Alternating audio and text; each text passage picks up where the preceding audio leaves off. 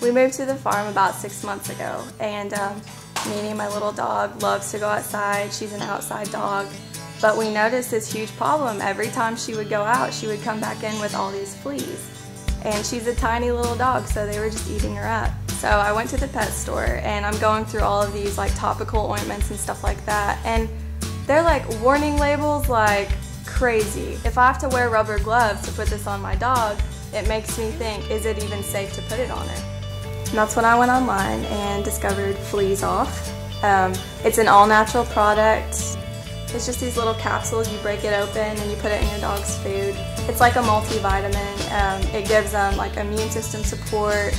I don't really know how it works, but I've heard that it just changes the chemicals in your dog's body so that their odor is different and fleas don't want to bite them anymore.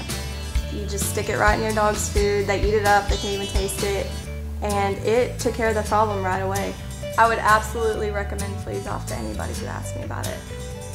If it works for Nene out here in the pasture, it's gonna work for anybody.